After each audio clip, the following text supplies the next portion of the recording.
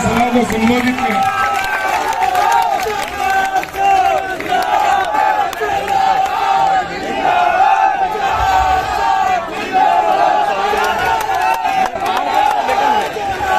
बोलो भारत माता की, बोलो भारत माता की। अरे कांग्रेस के सामने लड़ाई लड़नी है हमको। आवाज की दहाड़ इतनी लंबी होनी चाहिए कि भिंडर के अंदर तीरते हुए कानून पाते। बोलो भारत माता की। मंच पर विराजमान हम सबके आदरणीय और हमारे प्रदेश के महामंत्री दामोदर जी भाई साहब, हमारे जिले के पूर्व जिला अध्यक्ष और हम युवाओं के प्रेरणा स्रोत भंवर सिंह जी भंवर साहब, इस विधानसभा के प्रत्याशी भाई विजयलाल जी, और नाम तो अब मैं सबके जानता हूं लेकिन समय का ये मेरे को बार बार सब लोग कह रहे हैं। बाहर से पधारे हुए हमारे पीसी ब्रांडा साहब जो गुजरात से एमएलए हैं, और भाई विपिन बिहारी जी जिन्होंने अपने उद्बोधन और पिछले 1 महीने से इस वल्लभ नगर में घूम करके हमारे भारतीय जनता पार्टी का ऑक्सीजन देने का काम किया। समस्त मंचासीन, मंच पर विराजमान मेरे भारतीय जनता पार्टी के सभी मंडल अध्यक्ष, सभी जिले के पदाधिकारी, समस्त सीआरडीआर साहब, सभी सरपंच साहब, जनता को प्रणाम।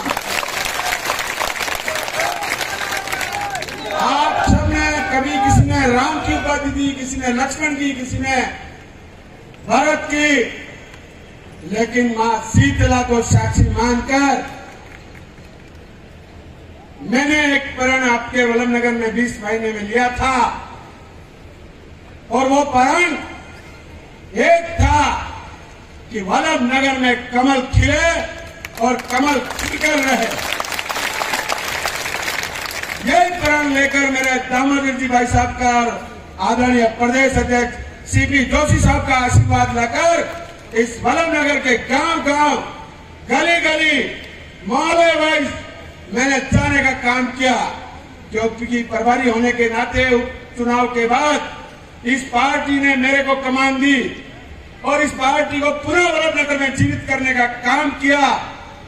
तो वो मेरी ताकत नहीं थी, ये जो आज हजारों की संख्या में भारतीय जनता पार्टी के कार्यकर्ता बैठे हैं, ये जो समस्त मंच में मेरे वरिष्ठ सब विराजमान हैं, इनकी देन थी।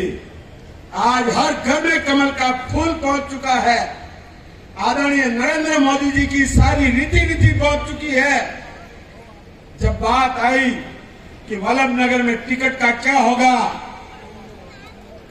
मां शीतला को साक्षी मानकर आपके समक्ष एक बात बता रहा हूं। भारतीय जनता पार्टी के शीर्ष नेतृत्व ने दिल्ली बुलाया, मैं तो आपके बीच में पार्टी का प्रचार कर रहा था। लूणदा अमरपुरा की मीटिंग खत्म होने के बाद फोन आया, हिम्मत सिंह जी जल्दी से दिल्ली आ जाओ।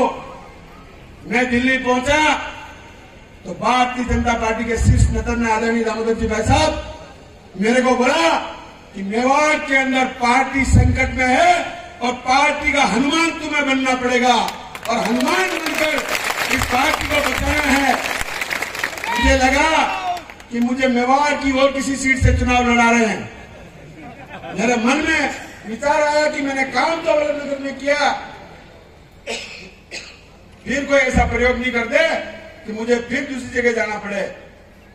लेकिन शीर्ष नेतृत्व ने और मेरे राजनीतिक गुरु सीपी जोशी साहब ने मेरे सामने एक बात ऐसी रख दी, मेरे कुछ सेकंड के लिए, कुछ मिनट के लिए आंखों के आगे अंधेरा आ गया, ऐसा लगा घुटने टूट गए।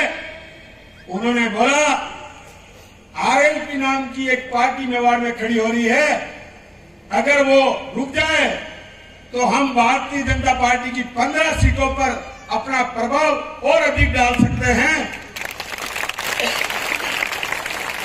उसके लिए भाई हिम्मत सिंह तुम्हारी पार्टी के प्रति समर्पण चाहिए, तुम्हारी निष्ठा चाहिए।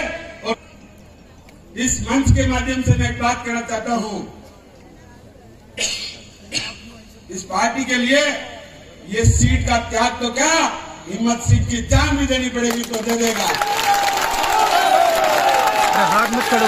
फिर विषय मेरे सामने पेश किया कि आदरणीय उदयलाल जी अगर भारतीय जनता पार्टी में शामिल हो जाते हैं पुनः, तो हम मेवाड़ की 15 सीटों पर प्रभाव डालेंगे। मैंने 1 सेकंड नहीं लगाया, आदरणीय उदयलाल जी को फोन लगाया। मैंने कहा राष्ट्रीय कार्यालय में आए और पार्टी ज्वाइन करे, टिकट दो इनको, ये फैसला लेने का काम। ये कोई त्याग नहीं था, ये कोई समर्पण नहीं था, लेकिन मैं पार्टी की भावना समझ गया था, पार्टी की सोशल इंजीनियरिंग समझ गया था, पार्टी को वास्तव में उस त्याग की जरूरत थी वो समझ गया था। उसके बाद पता नहीं कितने प्रकार के प्रलोभन, कितने प्रकार का दबाव मेरे ऊपर भी आया, लेकिन मैं आज इस मंच के माध्यम से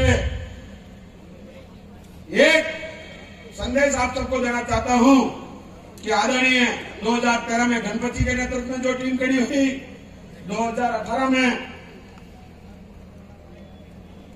आदरणीय उदयलाल जी के नेतृत्व में जो टीम खड़ी हुई, 2021 में जो टीम वापिस टूटी और उसके बाद जो मेरे नेतृत्व में टीम खड़ी हुई, तीनों ही टीम को मिलकर अगर इस बलम नगर की धरती पे उतार दिया जाए तो ये चुनाव जीतना अपने लिए नामुमकिन नहीं है।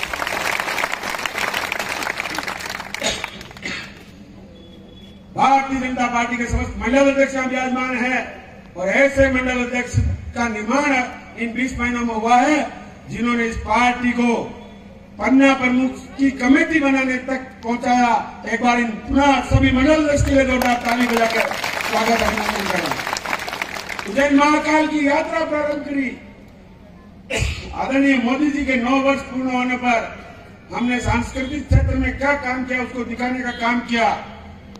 उस यात्रा के संयोजक भाई भगवती लाल जी, भाई अवकाश जी वालिया, उनके लिए भी एक बार ताली बजाना चाहता हूं कि उन्होंने भी सब त्याग समर्पण के बाद जो बात आई वो मेरे टिकट के त्याग की आई, तो मैंने कहा मैं तो से चुनाव लड़ा देगी अगर मेरे समर्पण से मेवाड़ की 15 सीटें अपन जीतते हैं तो ये समर्पण आपका भाई देने के लिए तैयार है। और मैं मीडिया बंधुओं के माध्यम से भी एक निवेदन करना चाहता हूं कि जिस प्रकार से भ्रामक इस भारतीय जनता पार्टी के बागियों के द्वारा फैलाया जा रहा है, ये बागी सिर्फ स्वार्थ की बात कर रहे हैं। जिस पार्टी को अपन लगातार मां कहते हैं और वो मां हमें टिकट नहीं दे, उस मां को हम चौराहे पे खड़े करके नीलाम कर देते हैं एक विधायक बनने के लिए। पूरे राजस्थान के बागियों को निवेदन करना चाहता हूं कि मां जैसी पार्टी को नीलाम मत करो। आज तो तुम बागी हो जाओगे, लेकिन वापिस भारतीय जनता पार्टी में आने के लिए तुम तरसोगे और ये भारतीय जनता पार्टी तुम्हें मिलेगी। आप